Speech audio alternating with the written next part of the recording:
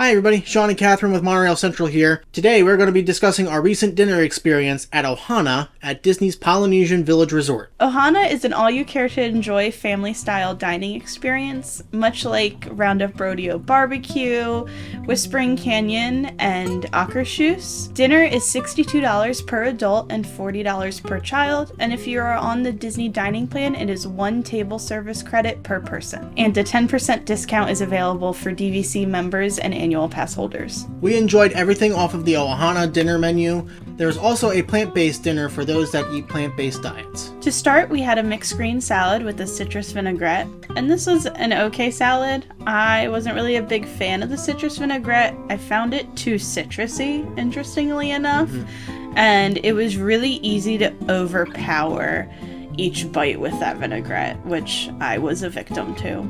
Definitely. That vinaigrette was very overpowering for this salad. Credit where credit is due.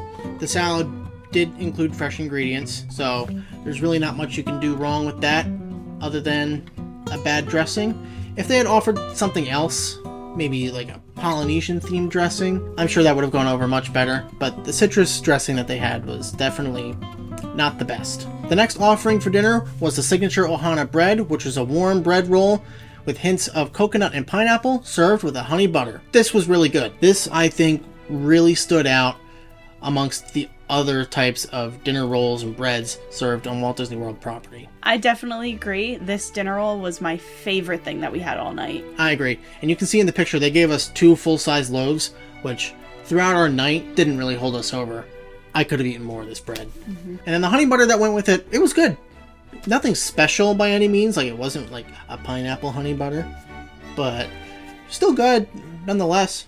It was butter with a drizzle of honey on top of it. Yep, can't get simpler than that. The first skillet that we had was our starters, which had the Honey-Coriander chicken wings, pork dumplings tossed in garlic chili sauce, the Ohana noodles, and stir-fry vegetables. We're going to start things off with the Ohana signature noodles, which are a staple of Ohana from years past. I remember when Ohana reopened after the pandemic, the noodles were not included on the reopening menu, and people threw a fit. They were complaining all over social media, they were messaging Disney back and forth, asking, where are the noodles? Why haven't the noodles come back? And then they eventually did. I finally got to try these noodles again after 15, 20 years, and my first thought was, we fought so hard to bring these noodles back, and this is what we get. It really didn't live up to the hype. In my opinion, Panda Express's chow mein noodles are better than the Ohana noodles. I disagree slightly there. I think they were a little better than Panda Express,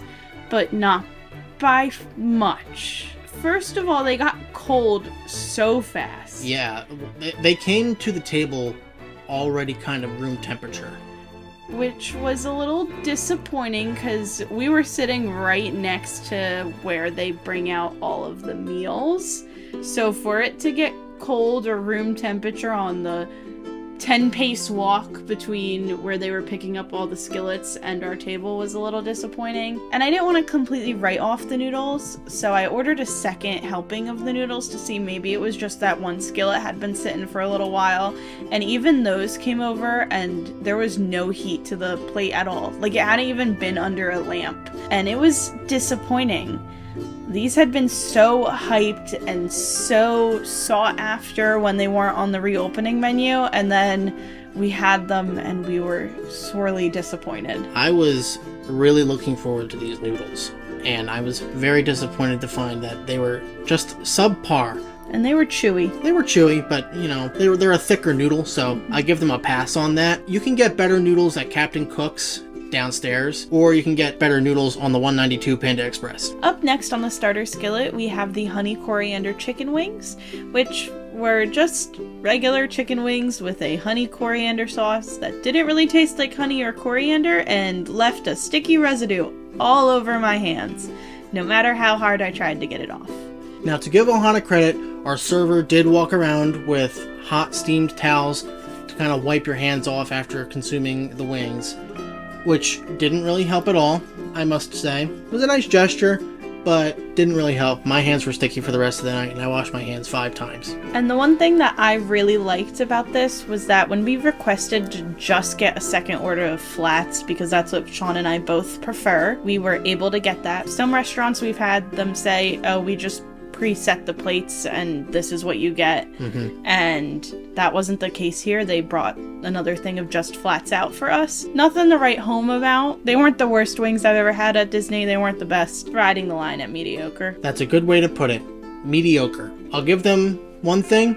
The wings weren't overcooked and dry, which is something that Disney does do a lot with their chicken wings, but no honey or coriander flavoring whatsoever.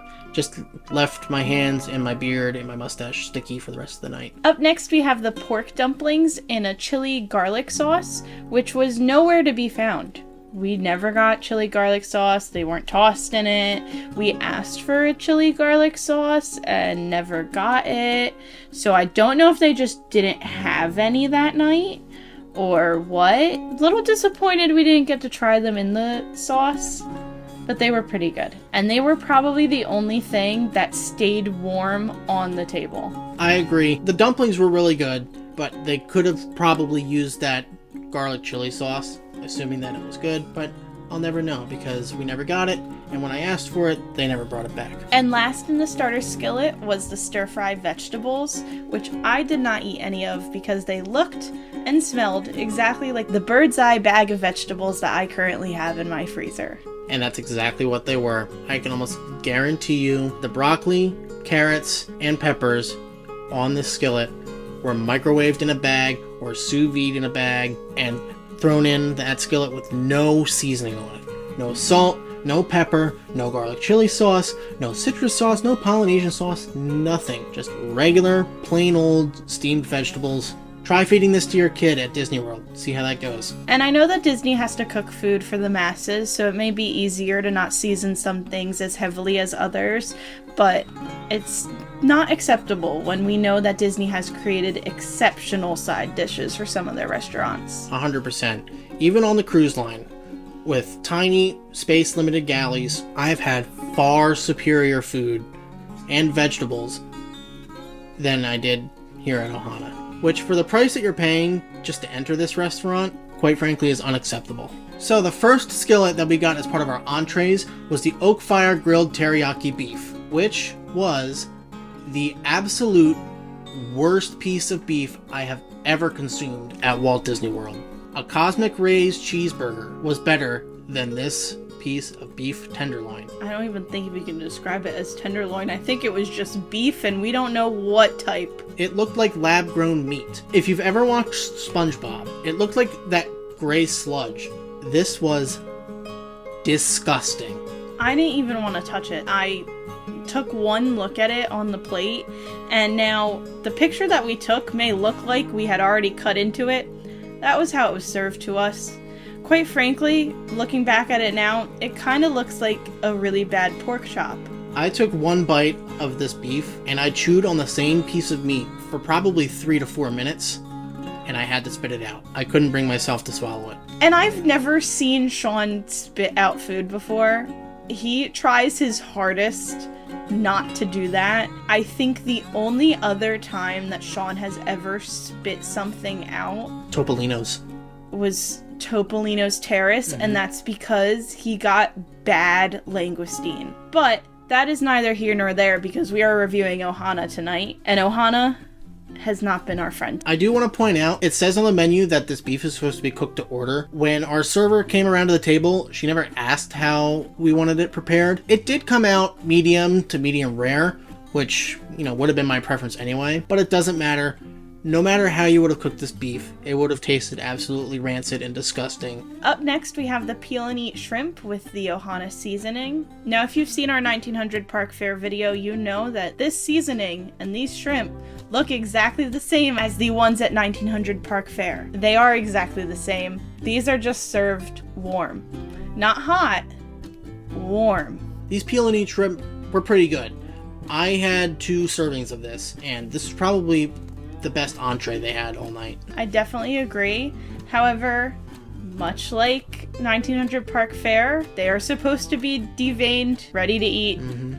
and they were not. And we ate at Ohana before we ate at 1900 Park Fair, and I made a comment to Sean that, hey, 4 out of the 6 that I ate weren't deveined. Now, it doesn't bother me. I know some people absolutely cannot eat shrimp if they notice that it hasn't been deveined, and I think that either Disney has to make sure that they're deveined or remove the word deveined from the description, because it may not say it on the menu, but their servers are saying that they're deveined, and they're not. And the seasoning also left our fingers stained red and orange for the rest of the night. Even with that steamed towel that they gave us, that wasn't getting rid of it. Washing my hands didn't get it off. I physically had to get in the shower and use shower and bath soap to get that off my fingers. The last entree skillet was grilled chicken with a pineapple guava glaze.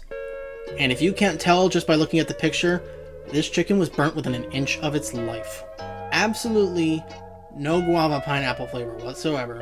It tasted like charcoal skin grilled chicken. And unlike the chicken wings that we had earlier, this chicken was dry inside. Rubbery. And rubbery, yes, it was rubbery.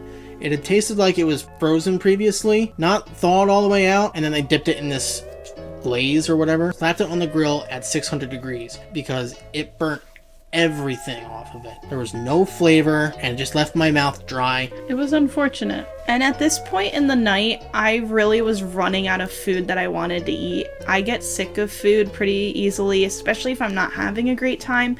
And we had a perfect table for viewing the fireworks. So we really wanted to stretch out the meal. And fortunately, our server was able to bring me just like a bowl of white rice, which isn't on the menu, but you can request. And that is what I stuck to eating for pretty much the remainder of the night, was just white rice. And it's just the one that they have downstairs at Captain Cook's when you order the meatballs. Catherine had to eat the same thing that my dog ate the week before he died. And I felt the same way. And to top things off at the end of the meal for dessert, we had the famous Ohana bread pudding, served a la mode with vanilla ice cream and a homemade caramel sauce. Why was this famous? It was not that good. It was infamous, in my opinion. Whoever's contracting out Disney's ice cream, whether it's Edie's, Breyer's, or whomever, Toll House, the vanilla ice cream that they served with this tasted so much like chemicals, I didn't want to eat any more of it. I love myself some ice cream. I have family friends that own their own ice cream business. I think to call this ice cream instead of frozen dessert should be against federal regulation. I don't really like bread pudding. I was willing to try it. This was not a good introduction or reintroduction to bread pudding. It was disappointing. The caramel sauce was not good. No, it wasn't. I don't know who classified that as caramel, because it was not. It was some sort of sauce. It tasted like oven drippings. Yeah. Ohana, do better. Now, the one saving grace for Ohana this night was the service. Our server and our assistant server were phenomenal, even though we never did get our chili garlic sauce. Aside from that, they were phenomenal. They had a live ukulele player moving around the restaurant all night, so that really added to the nice Polynesian vibe. And the one thing I wanted to point out was, in the past, other reviewers have said that Ohana will try and rush you through your meal. Like, they'll try and flip tables as fast as possible, get you in and out in less than an hour. I purposely booked 2 separate reservations for Ohana, one at 7:30 and one at 8:20, because I didn't know what time the fireworks were going to be when I booked it. I wound up going with our 7:30 reservation because the fireworks were at 9 o'clock at Magic Kingdom. I didn't feel rushed through the night at all. I think in the beginning they were more of the mentality, let's get them in, let's get them out. But once they realized that we were sitting there, they definitely slowed down the rate of service. We weren't waiting long for food, and they kept coming back, checking in, seeing if we wanted anything else. And they didn't bring out dessert until fireworks had already started. So they knew that we were there to wait for the fireworks. We were sat by the window. And they did pipe in the music for the Happily Ever After soundtrack, which really did add a nice touch. The one thing I wish they did do during that night was pipe in the soundtrack for the electrical water pageant, because that was before the fireworks, and when those floats started lighting up right outside the Polynesian pool area, all the kids from across the entire restaurant flooded the windows on our side. I love that because I think the electrical water pageant was one of the best things that Disney World offers. So, my review of Ohana, if I had to put a number on it, was probably a 3 out of 10. Only saving grace for this restaurant was the serving team and that signature Ohana bread at the beginning. I'll give Ohana a 4 out of 10. Again, serving team was excellent. They brought me that side of rice, and it wasn't just a little skimpy side of rice. They brought me like an actual bowl of rice, and they didn't charge us for it, and they totally could have. I would have completely accepted an extra charge for a side of rice because it's not on the menu, but they were great. I liked a few things on the menu that Sean didn't, so 4 out of 10, still not great. Not the worst restaurant I've ever been to,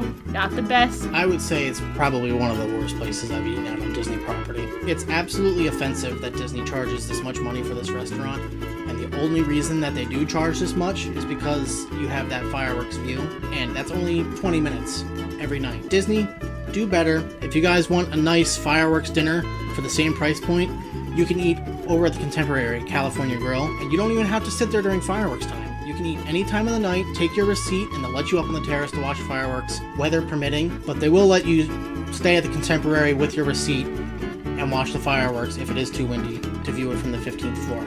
If you enjoyed this review, please be sure to like the video, leave a comment, and subscribe to the channel for more Walt Disney World, Disneyland, Disney Vacation Club, and Disney Cruise Line content, as well as more Walt Disney World Monorail project. Thank you all for watching, and we'll see you all real soon. Hopefully with a better food review.